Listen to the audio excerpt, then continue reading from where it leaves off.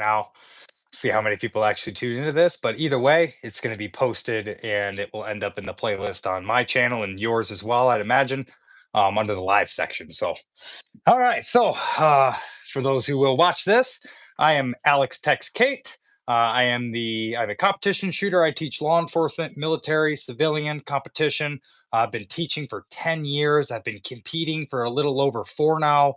My background was in bounty and executive protection. And I found a just a hell of a passion once I first got into competition. Brandon, where are you from? How long you been competing?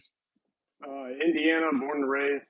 This is just finished my second year competing.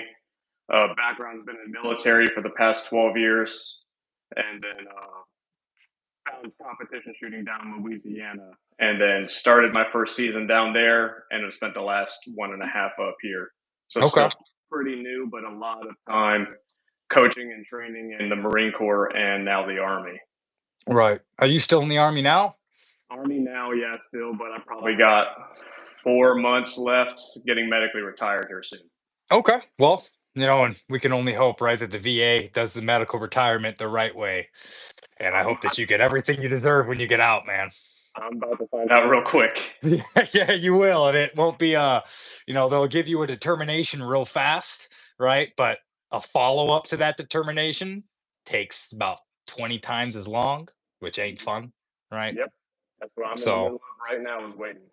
yeah. So, as far as Alabama or Louisiana to Indiana, what did you notice being so I didn't tell them, but I was born in Michigan in Detroit Metro. I moved to Texas when I was a little boy.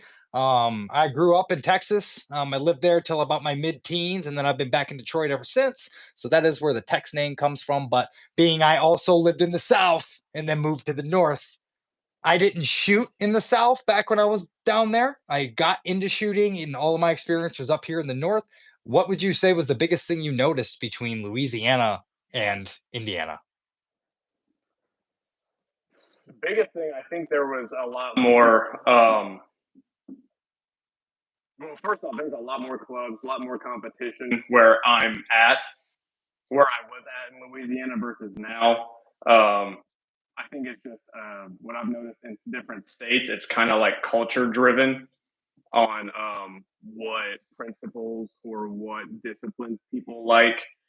So I only got a handful of matches down in Louisiana.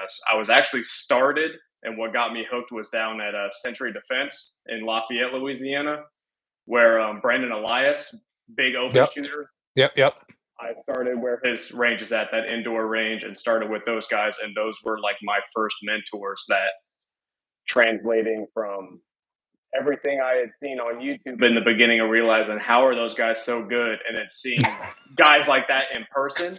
Yeah, I data dumped everything the military had taught me. I've been doing this all wrong this entire time, and I was right. upset. I was obsessed from my first match. I was hooked.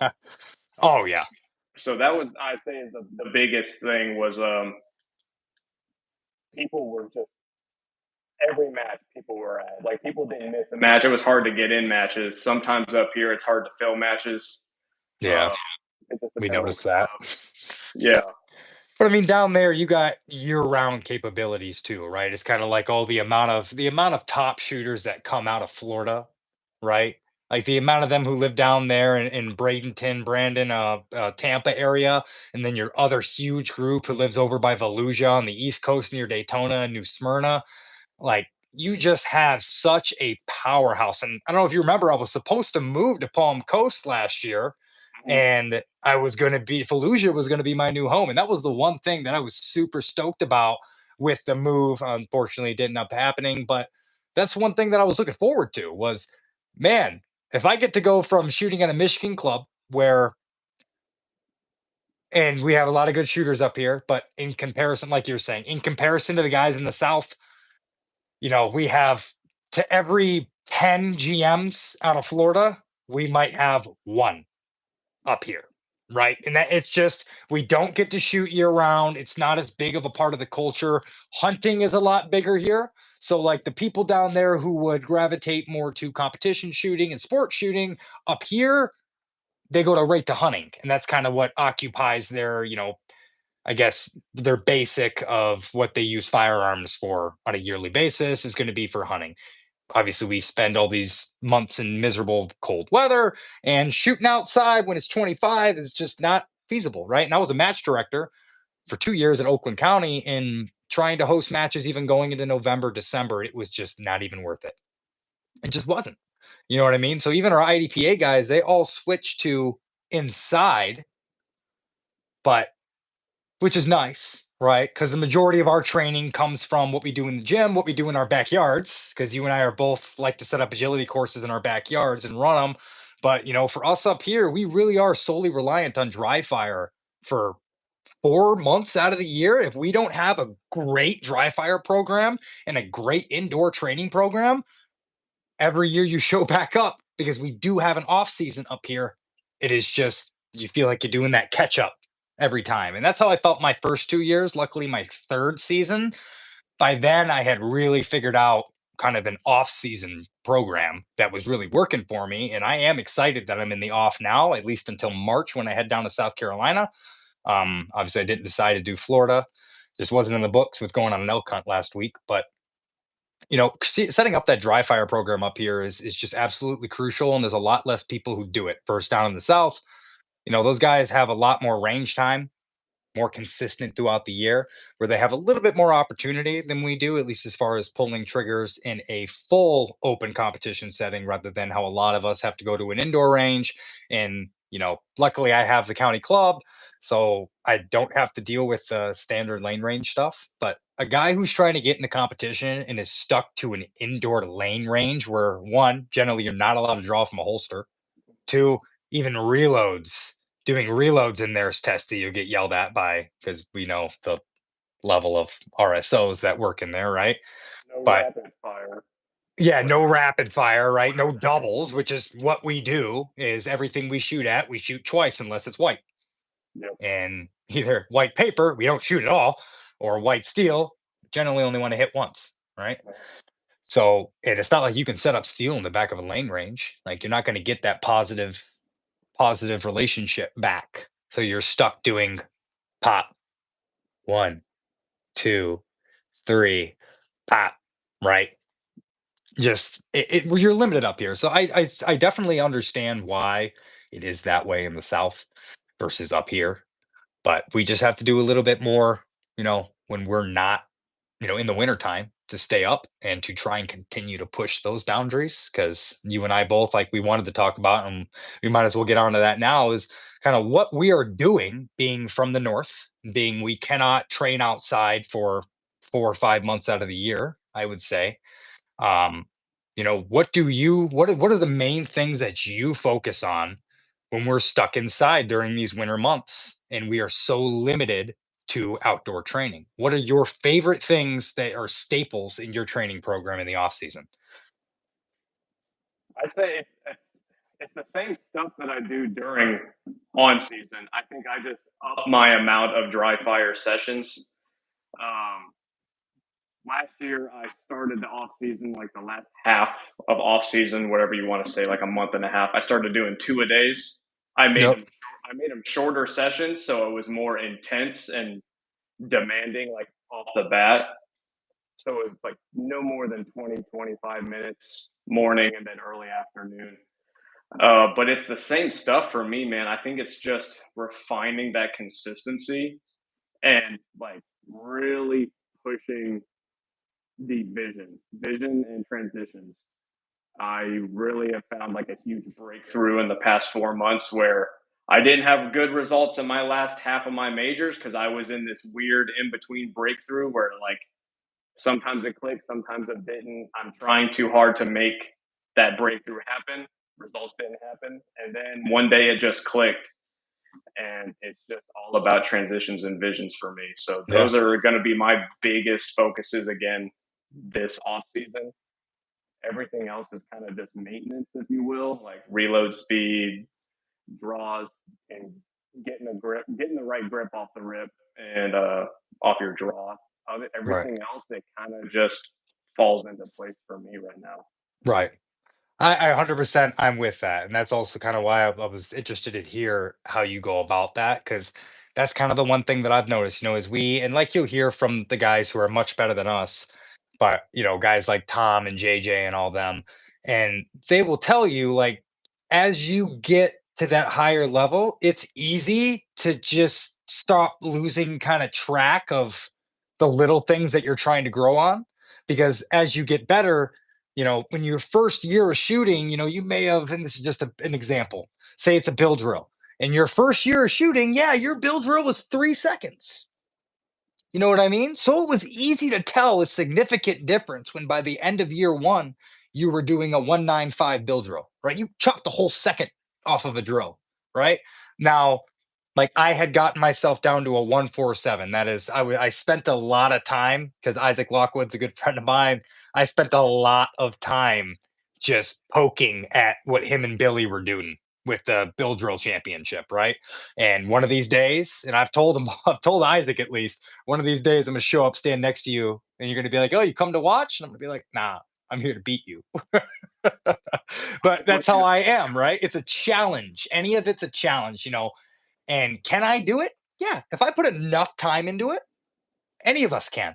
But that's what it comes down to is who puts in the most time and the most effort to accomplishing said goal. But again, that still goes back into what I'm saying here. You get to that 147, and now you're trying to go from 147 to what Isaac's 134 or 114. It's some crap like that. It's wild, right? Yeah. How do you go about trying to work that 0.05, zero point 0.1 seconds, right? Without going from something you can consistently do to taking that draw too fast, doing that presentation too fast, and the whole thing is just jacked now, right? Mhm. Versus you also could just repetitively do it at the same consistent speed every time and do a 1.5 every time. But neither of those routes are really the route to gain you that next quarter second off, right? Mhm. So as like my point is here is as we're getting to that higher level, it becomes a lot harder to create a performance journal, right? Or a performance plan because you are working with such minuscule numbers. And when you really hard focus on one, like if I'm focusing on how fast I can get the first shot off of my draw speed, I'll tell you what, if I'm focusing on that for a whole week, 2 weeks, I'm going to go to do a Blake drill on 3 targets and it's all transitions. And I'm going to do one of them and go pop, pop, pop, pop, pop, pop, and go, why did I just do that? Hold on. Let's fix that. Pop, pop, pop, pop, pop, pop. Right?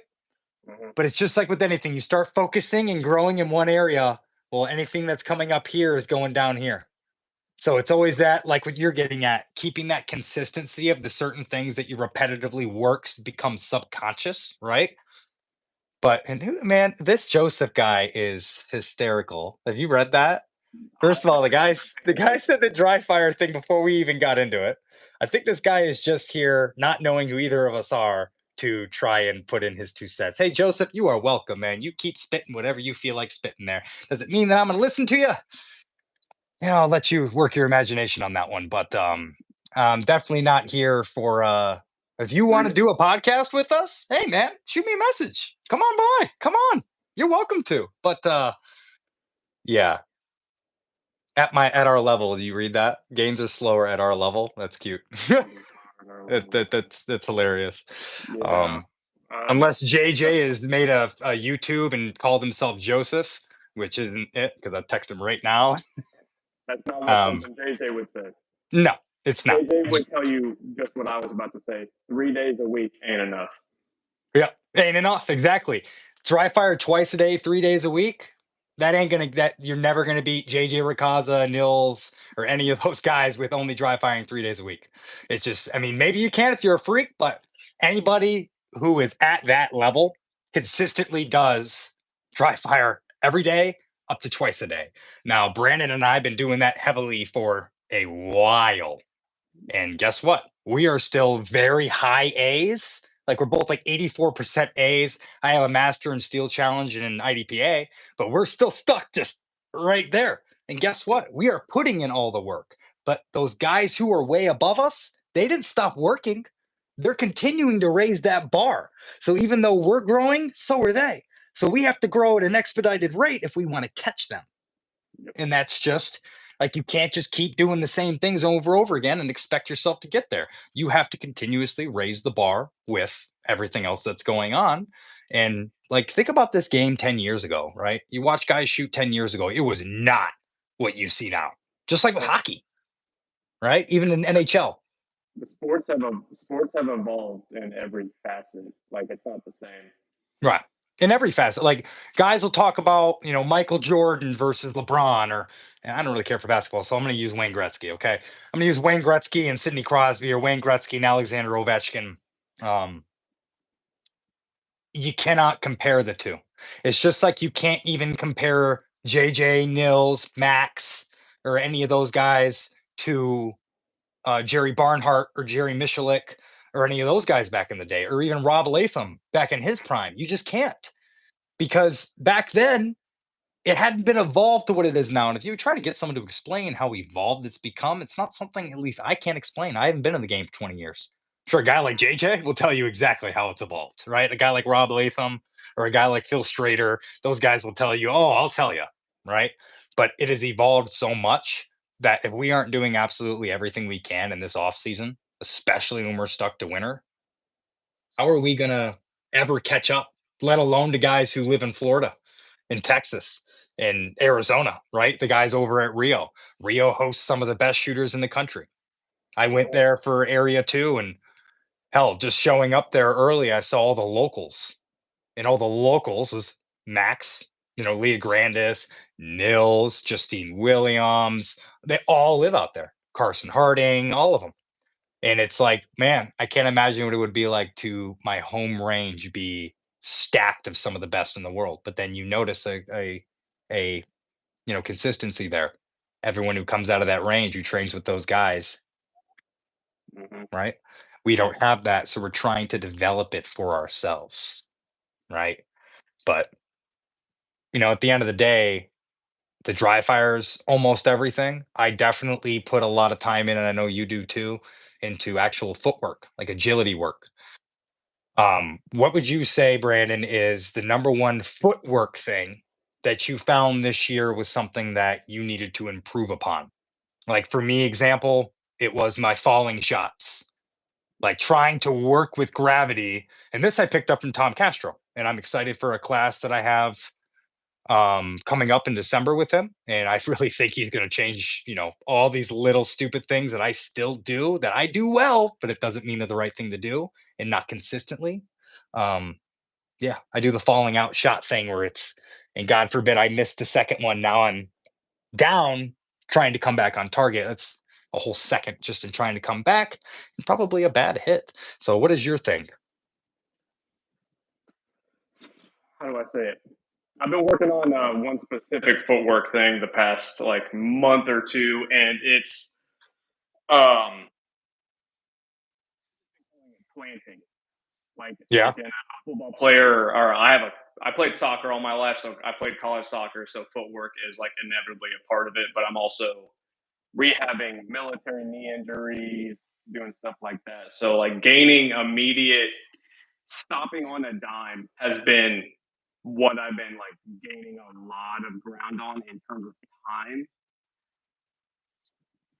But prior to that, having the gun up coming to position is obviously the money maker. But Right. being able to not be continuously, my body's not moving going into an injury has been something that has just gotten just more consistent and reliable hits. I'm just calling shots has been faster, Yeah. especially trying to roll into a steel mini popper at whatever range, knowing like I'm stable. Right. So coming in like trying to get like my balance on my heels and not that super groucho military leaning forward thinking you're like super aggressive. It's like I Yeah. don't need to lean at 45 degrees to be able to pull the trigger. I need to Right. come in and be done moving. Yeah. That's the biggest thing in being planted and stable. And that's been a big difference for me in terms of time. Yep, and I can reciprocate that one 100%. It's definitely something that after watching my whole national runs at Handgun Nats, it was something I was working on, but kind of stopped putting a lot of pressure on. And then I noticed watching my handgun nat stages, it was like every other stage I was doing that. This reaching, this long legs. Like I got long legs, so I like to, get low and spread them out and kind of try to. But I mean, again, going back to Tom, which is why I love Tom as an instructor and I love how he describes things, is he's like, okay, and now if you're wide like that and you need to move there, what does it take for you to get back under your body? Well, now I have to either sit and push my whole body off or I have to bring my feet together. Well, wouldn't it Yeah. be nice if my feet were already somewhat together, ready to stay underneath me? Right. Yeah. So, like, I was doing that same stuff where I'm coming into a corner and just I'm out here like this. I didn't need to be. If I was 1 foot back and just came in not so hot, I could have stopped right where I needed to be and be standing straight up. Instead, I came in too hot. Now I'm too deep and I'm trying to compensate it with a bad shooting stance, right? A bad position, Mhm. right? And that takes Yeah. longer too. So Yeah. I'm with you on that one 100%, dude. And I see I'm not sure who Boogie Woogie is, but apparently we've shot with him. I'm sure it's someone we know. But he said, having shot with both of you now and being about the same shooting skill level, where do you feel your current stuck point is moving from A to M? Um, as like 84%, I will tell you this. I spent my entire year at majors. I pretty much avoided all classifier matches for the majority of the entire year because my first major of the year, I took third place A.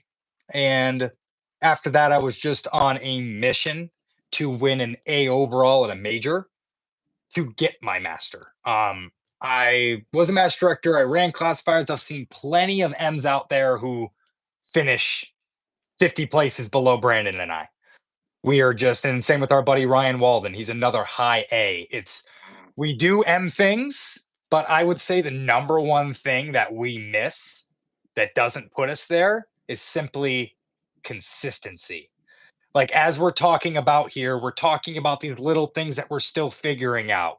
That consistent M class has already figured all this out. They don't think at all about how they enter a position, about how they leave it really. I mean, they do, but they don't, not like we do. Because we're still trying to find the best and the most efficient way of our own learning and our own teaching to figure out how to do it the most efficient. Like Brandon's body and my body are two different things. When I'm watching Brandon shoot, he looks like a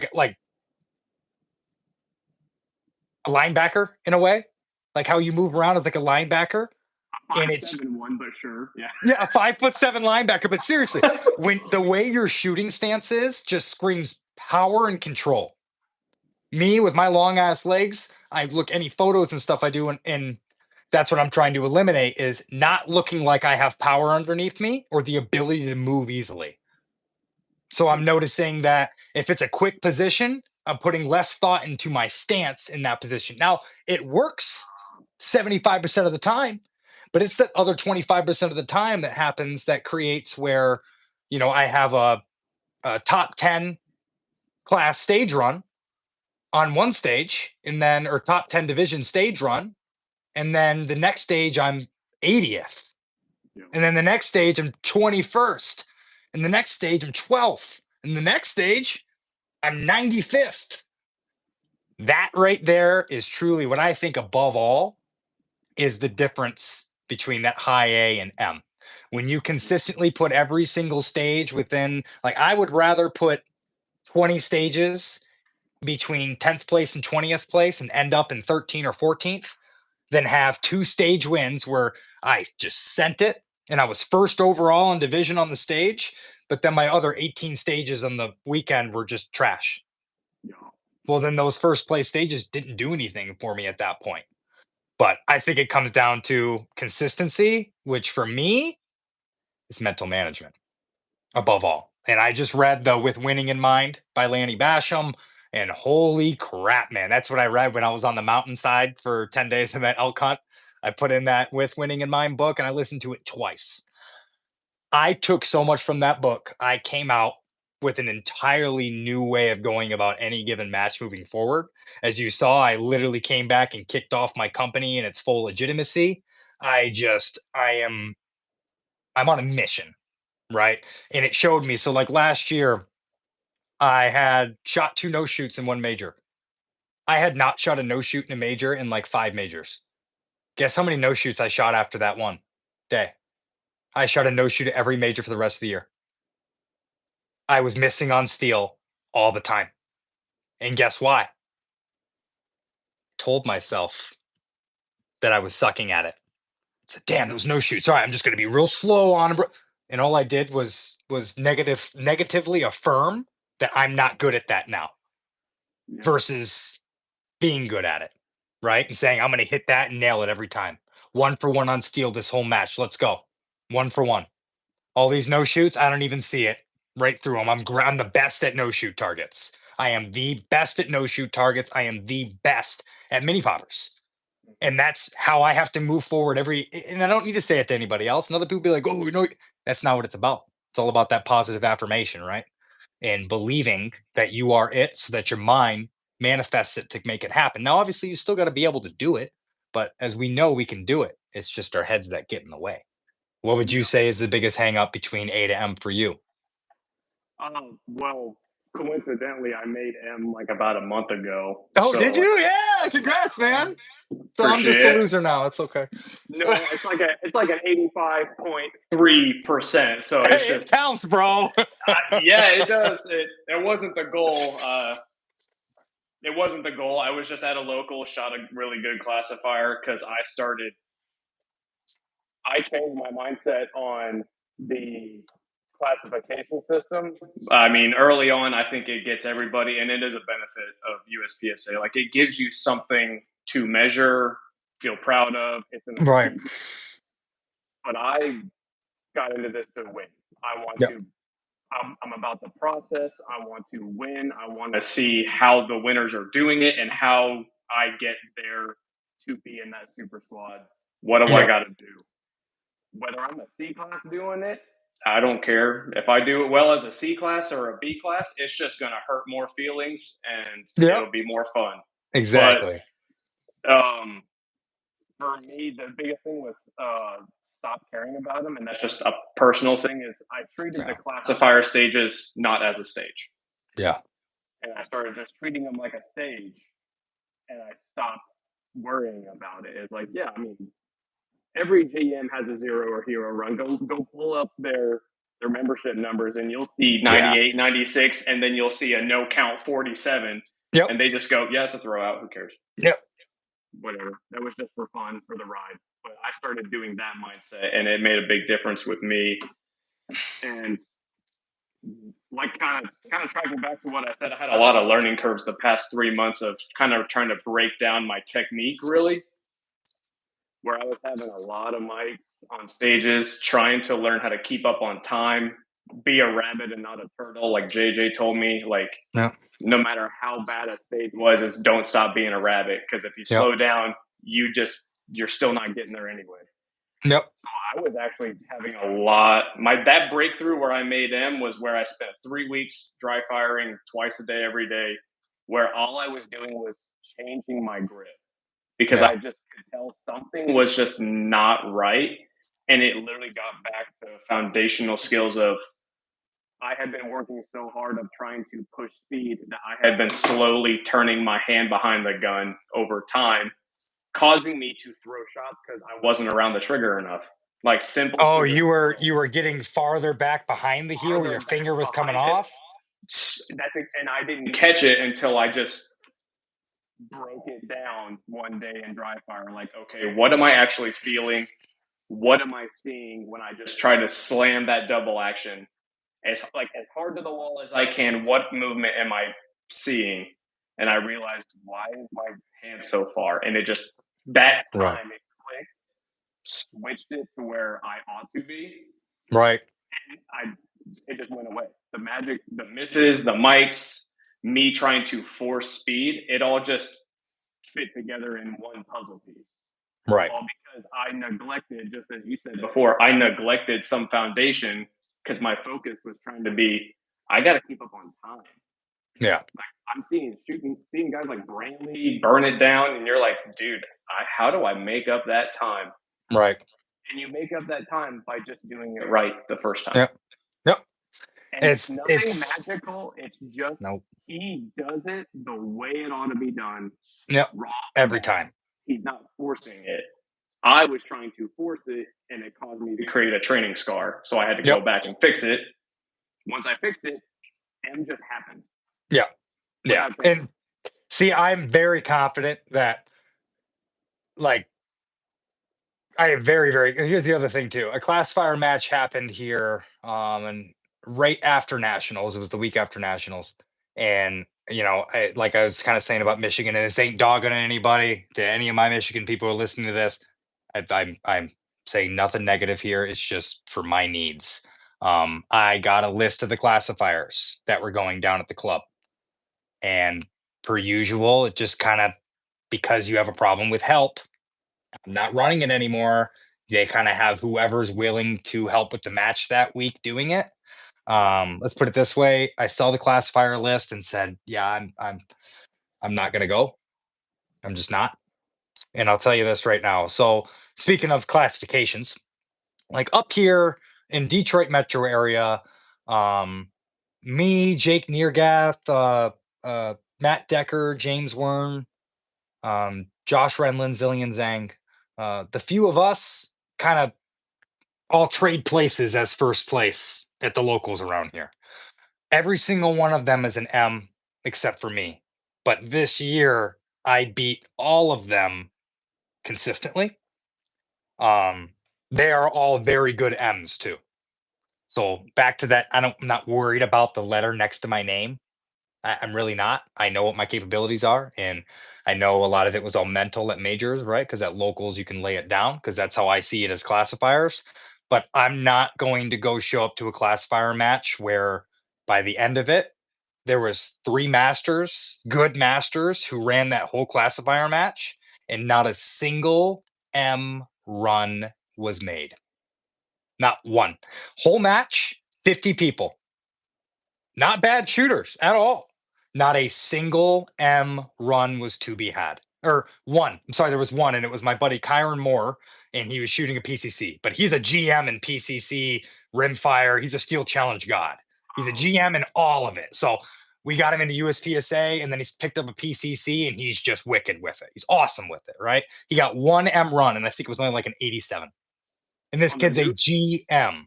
are these the newest, the No, 23 or 24 series? no, because the 24s are shut down right now, to my understanding. So they They couldn't are use now. them. Yeah. Yeah. Okay. And then at that time, I think that was when they were about to. So they chose not to use any, which is okay. That's all fine. I am, we talked about this before. We won't get into it just because not trying to start any fires here. But yeah, um the classification system, it's like a lot of guys say it's broken. I think it is in some ways, and I think it's not in others. I think this theoretical high hit factor thing needs to hit the road. Um, there is, to me, no place for a theoretical high hit factor in this game. Let the best guys set it, per usual, and let the rest of us chase it.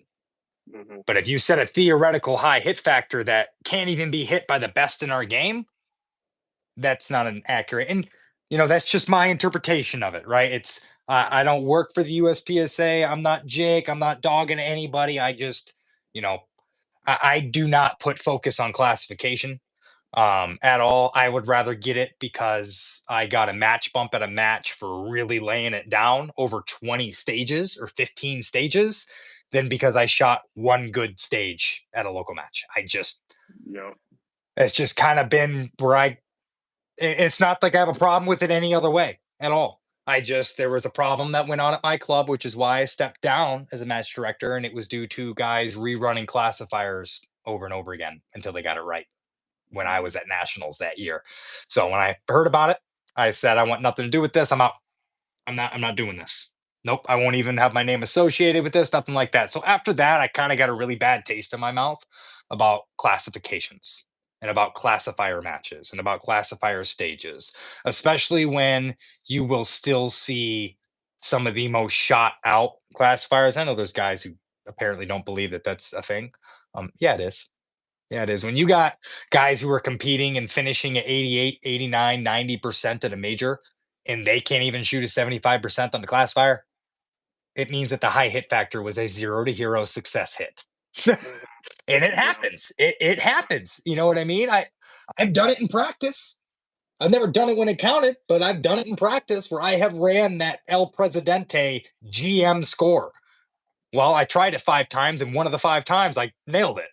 It's an Right? Well, Instagram run. Yeah. yeah, it's an Instagram run at that point, right? Well, there's guys who are much better than we are who went out there and gave it a 95% run or 95% effort, and they had a 105% run basically at that point because they upped the bar. They raised the Mhm. bar at that point.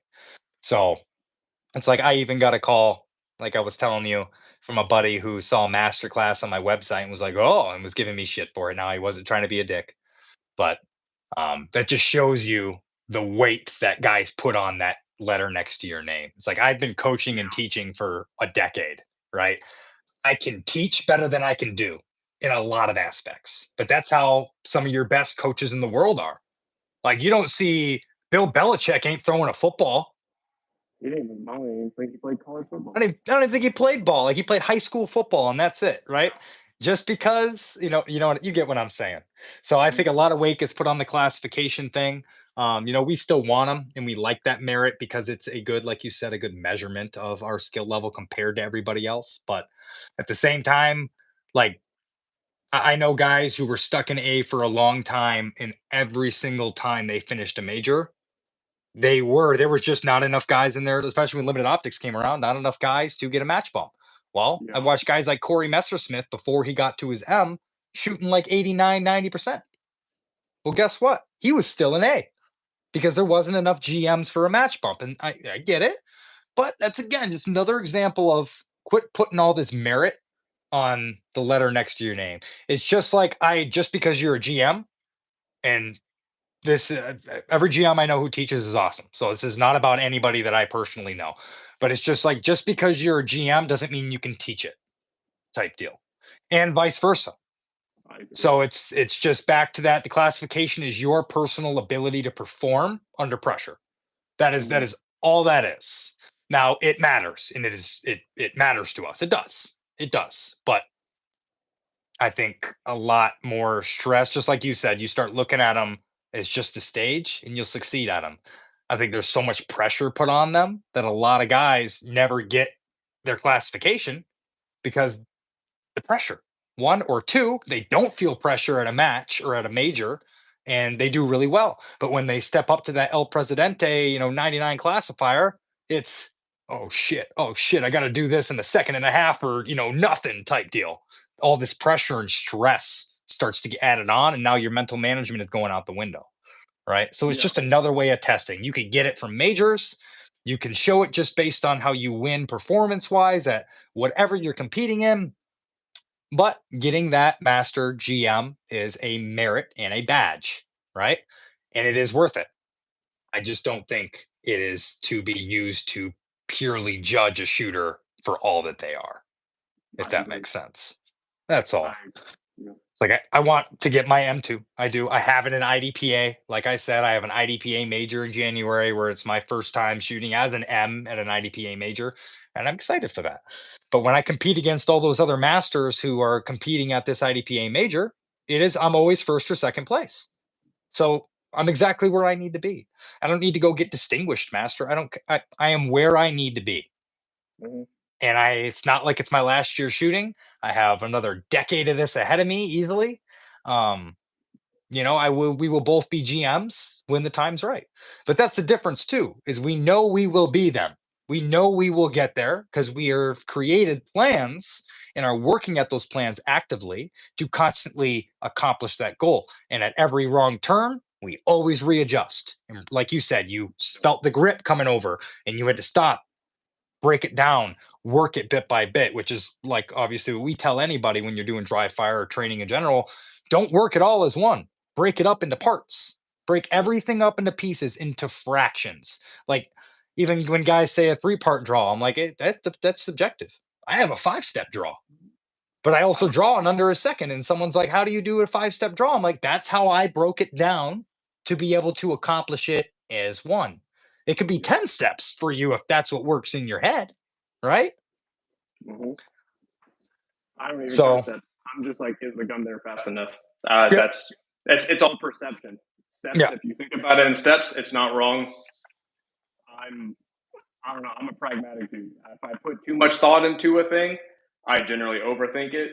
So Yeah. that's a thing I counteract with myself of breaking that over a couple of years is no, just do the process. If I just do the process, I always end up better. If I spend too much time losing sleep over it, trying to sit there and figure it out, I'm not focusing on the actual thing anymore. I'm focusing on what's wrong with me not getting the thing. And that's Right. just me personally. Right. So for me, it's not overcomplicating it is a big thing for Brandon. So I think some people fall in that, not all, but I do. That's me, bro. I mean, hell, you probably noticed that we were shooting Area 5 together. Like, I'd be like, hey, bro, hold on. My mind's just running and I know it shouldn't be. And you're like, oh yeah, no. that's why on that reshoot stage you had when you turned around and you were aggro, and I saw it because I knew I would have been aggro, and I was like, just breathe. Yeah. And your second run was better than your first, and it's like Oh, that's it. yeah. It was a whole hit factor and a half higher. Oh, it was a different shooter on that Yeah. stage, I thought, and I was like, "Yep, Yeah. that was it. Don't overthink it. That's over. Yep. All done." Yep. So yeah, that's the process there. I'm a big believer in Yeah. just trusting the process, and it pays dividends for me. Yeah. That's why I'm so excited for next year, man, is because of that. And again, reading that with winning in mind, right? It really showed like your best shooters practice at 100% in practice, but then they compete at a level they know they can be consistent at, Yeah, right? They don't to where, we a lot of us will train hard in practice, show up to a match and work hard. Well, I showed up to work. I'm here to win. But then, like we were talking before, right? We're overthinking. Now we're over trying. And like even what Boogie said here, he's like, my hang up is my training speed is too slow and I need to mentally operate at a faster speed. I don't, cool. it's like, I don't know about that, Boogie. I don't think you need to operate at a faster speed. I think I think I know you what you're talking actually almost have to do the opposite. Mentally operate faster when you're training to kind of hardline it, where you're used to going at 100 miles per hour in training and you know what minuscule mistakes you make. And then at a match, well, say you make those mistakes in between 90 and 100%. Will drop yourself to 89%. And now about. you are just running smoothly and consistently. And that's what I'm saying that I'm extremely excited for next year. Now that at kind of my new skill level that I've gotten to this year, I am super excited as the fact that I finally figured this out in that aspect of train my ass off doing things way faster than anything. I mean, not badly because I don't want to ensue bad habits, but train at a high speed, compete at a consistent speed is what I'm getting at here. And that is again back from the Lanny Basham book, right? He talks about that. So it's not Yeah, about mentally operating faster. I think that's what me and Brandon are saying here is that when I in that stage, and we're talking about a stage where it was an area 5 for those who went. It was the one with the 5 or 6 steel down the left side where it was ding, ding, ding, ding, ding, ding, right? Well, when I came into that left side, we had this one louder guy who was on our squad having a conversation with another guy at the back fault line. Like the fact that the ROs didn't spoot them out of the way was surprising as it was. But I came into that back left corner and I heard, huh, because they were laughing. Well, what did I do? I thought I heard stop. So I shot the steel, stopped, and did one of these. And the RO looked at me like, so I kept going. And then, yeah, I turned right around to Brandon and I'm like, man, come on. Like, no. And I'm talking to the RO. I'm like, dude, hold up. You know what I mean? We need to, we got to do something about this. Did anybody else hear that? And he was like, did other people hear it? I went to Brandon. Brandon's like, yeah, I heard it. This dude yelled right as I ran into the corner he was at. So I thought he said stop. I lost 3 seconds right there. Right. But then because the reshoot happened so fast, I had no time to think about anything. Brandon looked at me and he's like, dude, just take a deep breath, calm. Just go walk back up there, shoot the targets, put the holes in the paper, and hit the steel. Make them go ding. same And I play, showed don't up. change a thing. Yep. Yep. And boom, like we were saying, I think I ended up running. I think that was 10th place overall in division. That run that I did Yep. there. Yeah, it was like 10th in limited optics overall. Um, and it was my second highest scoring stage of the weekend. Now, my fixed time stage, remember how I did that? I don't know if The you last remember that. one? Yep. No. So Yeah. I took fourth place in division on that stage. Did you really? I didn't know that. Yes, I did. But you know what I did? I never I went to don't. the third port. Yeah, I did. I shot 6 targets with perfect 2 alphas in a slow, consistent speed. And because of the amount of people who tried to rush it, to force it, yeah, there's a few guys who sent it and nailed it. The few dudes who beat me. But I got 4th place. And I think it might have been 4th place overall on the match. I had a 98% or something like that. You could have, because yeah, if you hit 3 ports, that's 20, 10. Yeah, you got 60 points, Yeah. which dudes like me, I was pushing it and I got to 8 targets. I Yeah. shot at 8 targets and I pulled 3 mics Yep. because I was knowing I can get to the third port and at least get one of them. And Yep. I pulled too many mics. So like the risk versus reward wasn't worth it. And that's proving your point right there. Right. And that was besides nationals, that was after leaving that stage, it felt good because 2 matches, 2 majors in a row that I extremely excel on the fixed time by playing it smart. And then you try to sit there and think about it. I go to nationals and I do the opposite. I played aggression. And huge mistake. Oh, huge mistake. Every single day I started with a horrible stage all 3 days and then played an uphill battle from there. And we're talking when I'm talking horrible stage, I'm like, you would have no idea who you're watching. I'm going back going, what is wrong with me? Like, what is going on here? It's purely was all mentality, right? You know But the handgun nap? yeah, and then handgun that. So it became mentality mixed with trying to tell myself I need to do it this fast. I need to be in this time restraint. I need to be able to hit that steel rolling out and get that. No, no, no. All of this. No. Mhm. When the timer goes off, you know what 3 positions you got to get to. Get there, shoot those. Get there, shoot those. Get there, shoot those. And I'll tell you what, had I just thought about it that way, I'd have been 50 places higher overall at nationals, Yep. without a doubt, hands down. It's that trying to do too much, right? That really becomes the crippling point of a lot of guys' game. Because the best shooters out there are the most calm dudes on the range, Yep. usually. Not all of them, but usually, right? Then there's Tom. Tom's a pit bull, right? I've heard he's a hoot to be around though. He is. No, I love a lot of guys dog on Tom because he's different, right? He does things his way. But I'm the same way. Or I'm aggressive. And I'm not aggressive in a fighty way, but anyone who spent time with me on the range, I get thanked at the end of any given major for my energy Yeah. because I cheer everybody on. I have this voice the whole time. Yes, it's an individual sport, but that's just how I roll. I am someone who is there. I got into this sport after losing everything. I almost died. I got paralyzed, lost my house, my girlfriend, my dog, my car. I lost it all.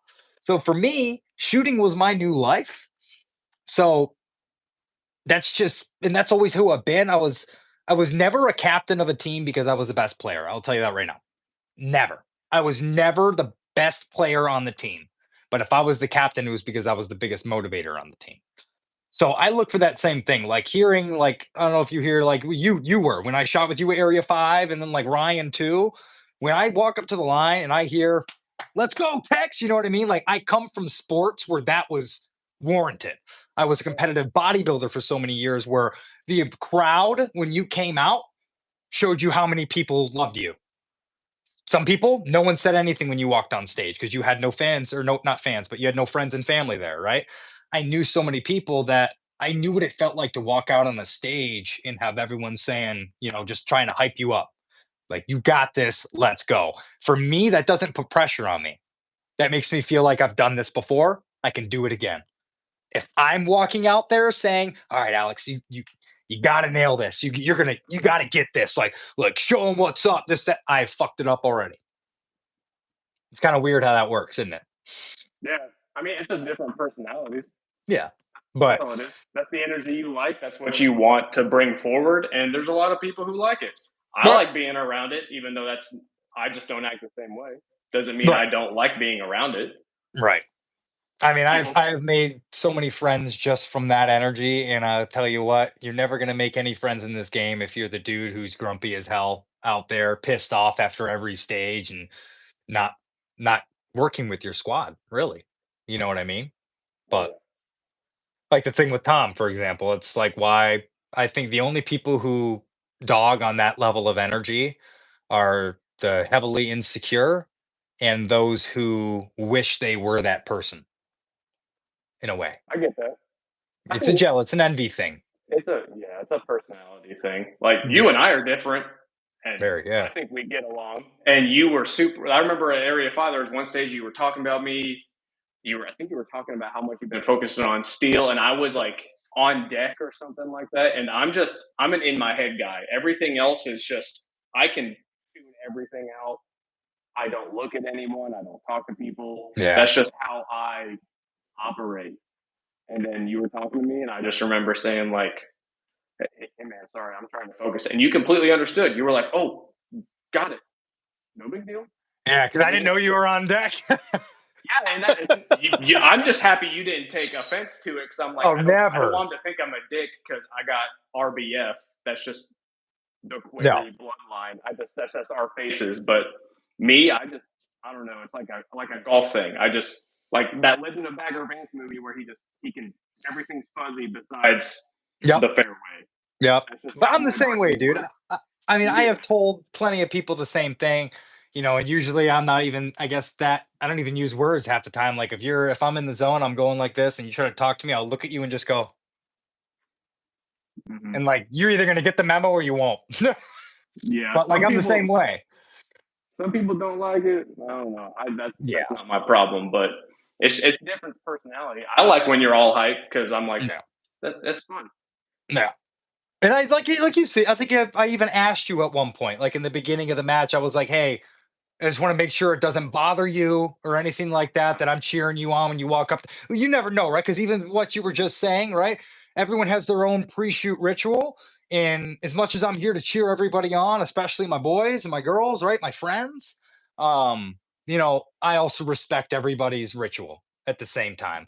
I'm Yeah, going to cheer you on if you ask me not to. And that's to anybody who shoots with me. If you have, no, I'm not just like everybody else. I am quite extra.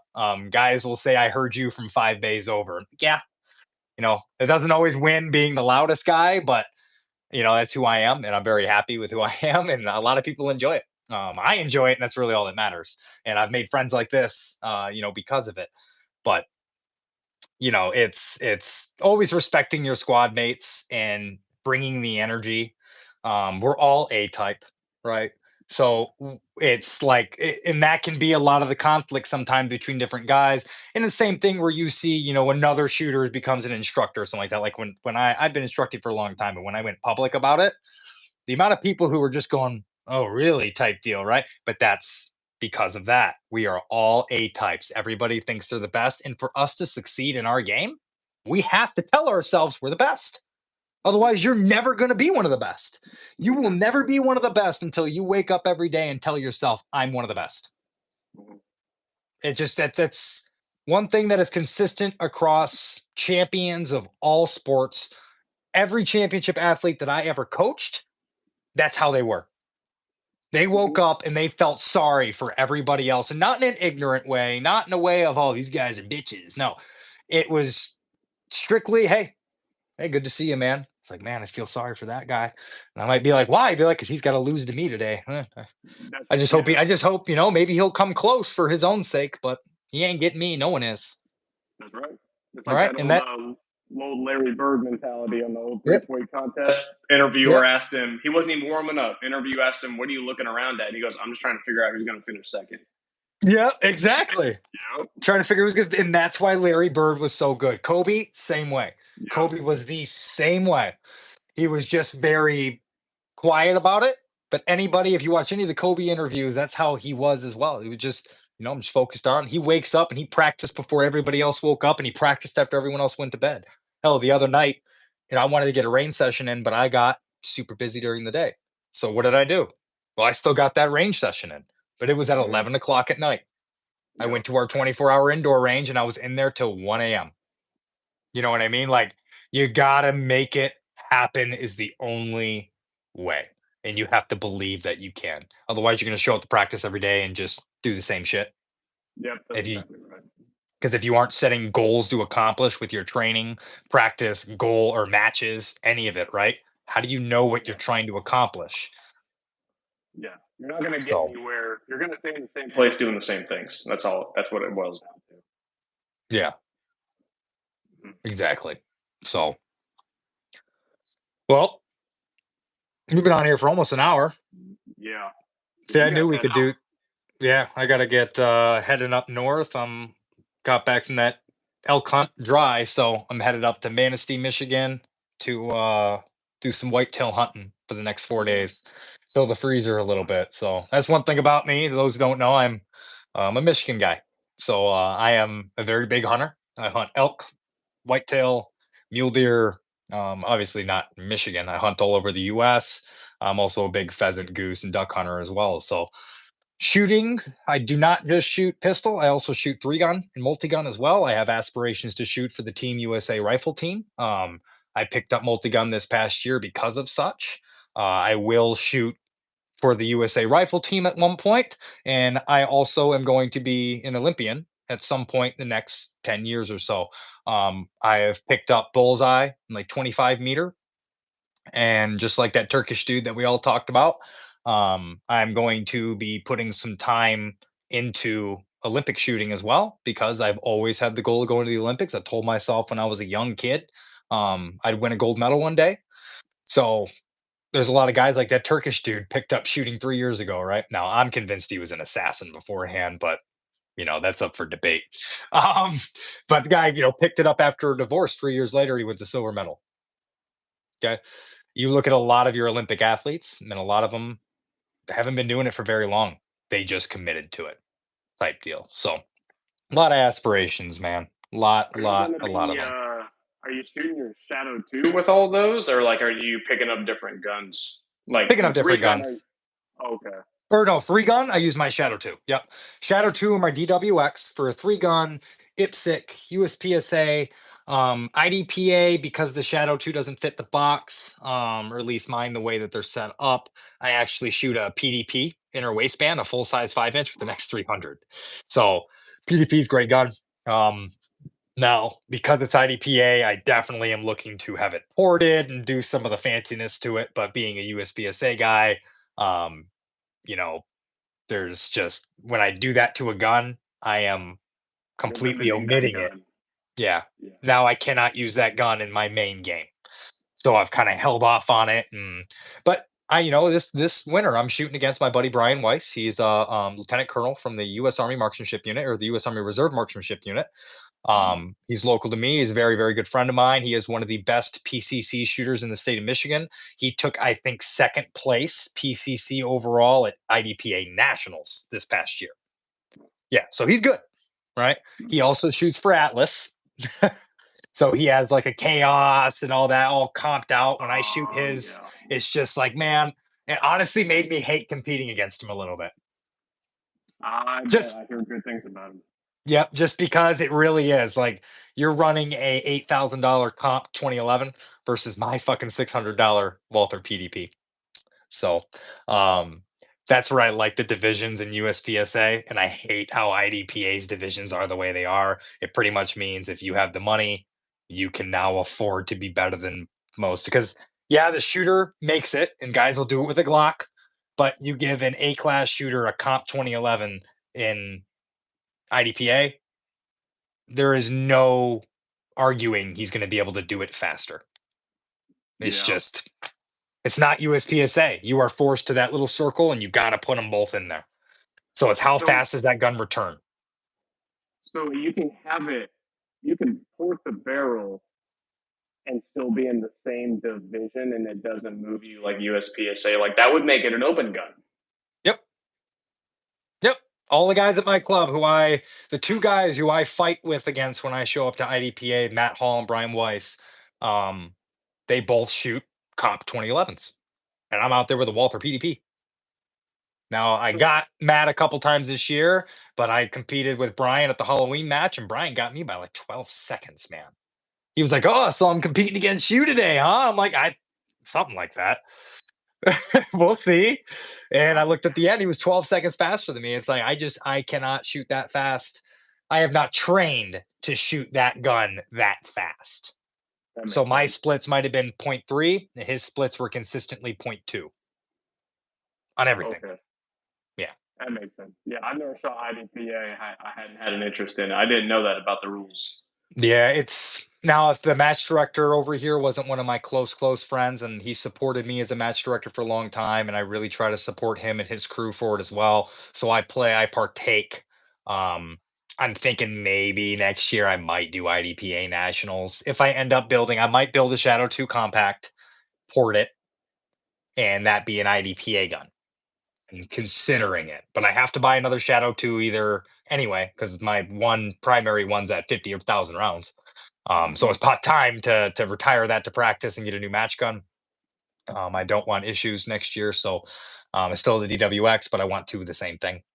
But I might do a compact just so I have an IDPA gun. But then again, now I'm losing my backup gun for USPSA, so we'll see what I Yeah, do. Maybe I'll get both. It all comes down to what the piggy bank says. I would I would just hit up Tenpo Timmy and go with that ported Canic and just run Blazer 115 through it and just burn it Oh down because God, I it reviewed looks one of like those. fun. It looks fun when he had that Canic ported just on his Instagram. I'm like, Oh, that's that yeah. I thought you were talking about the Terran yeah. Tactical. I'm like, I did that review on the Terran Tactical, which is on my page, and right off the rip, that freaking optic flew off and hit me in the face. Now, that's not really the gun, but my experience with the with the Canic wasn't so good.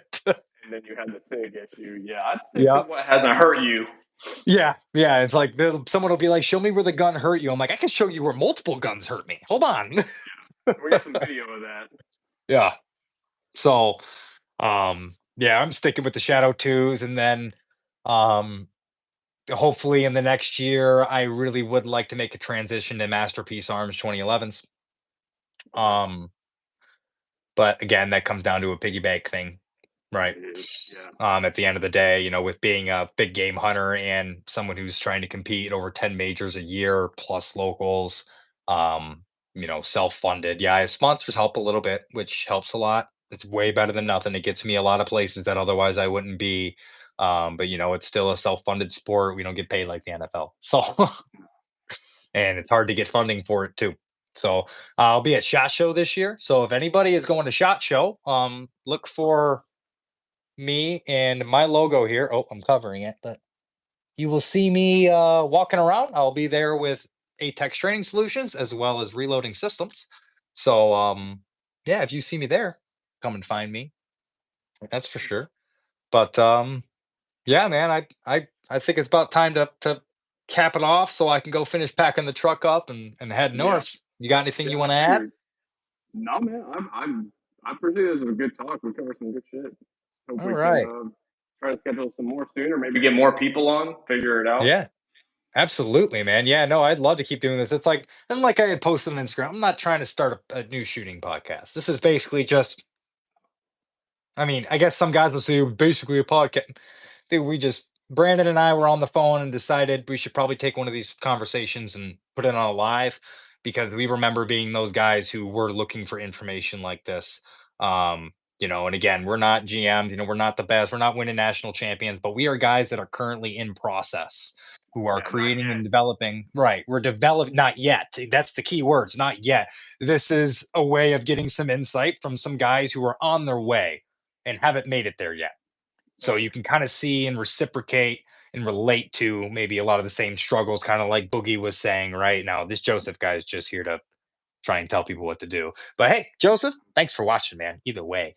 Um, yeah, like how Boogie is here talking with us. That's what we want to see. We want to see having a group of guys on here who are all conversing and having just one big conversation we're always open to advancing the topics. I think maybe next week we will talk about our Shadow 2 builds. And yeah, why don't we both next week? We'll get back on here. Um, we will announce on Instagram when, but I say we might try and aim for the same day, same time next week. That should work. That should work for We me. will aim for it. We don't know our full schedules yet, so we'll aim for it, but we'll aim for next Thursday at 4 to try and do this again. It may get moved to later on in the afternoon. We did it at 4 because I got to go up north. But yeah, tune in next week, guys. And Brandon and I will pull out our Shadow 2s and we will talk about why we use Shadow 2s. It's not that they're the best, but it's the best for us, for our Mm, needs to an debatable. extent. I'm very opinionated about them. Awesome. Then it sounds like we got plenty to talk about next week because I love mine. Every time I pick up something else, I'm always like, oh no, give me mine back. But mine's But also a 60 ounce. You've seen mine. Mine's a little extra custom. ours are different. We'll cover that next week. Yeah, we'll cover it next week. But anyway, thank you all guys for tuning in. This is Alex Tex Cate, and Brandon, find me at BQ Shooting on there you go. YouTube and Instagram. Yep. And you can find me at Alex_Cate, CATE, on Instagram, atextraining.com, or atexcate as you see here on YouTube. Guys, don't forget to hit like, comment, subscribe. And always, always, always, I am looking for insight on what you guys would like to see. So thanks for tuning in. We will see y'all next week. And I'm going to go tag me a deer. All right. Catch All everybody right, later. Brendan. I'll talk to you later, man. Later, dude. Oh, how do I end this? Oh, so here's the next kicker, guys. How to end it. There we go.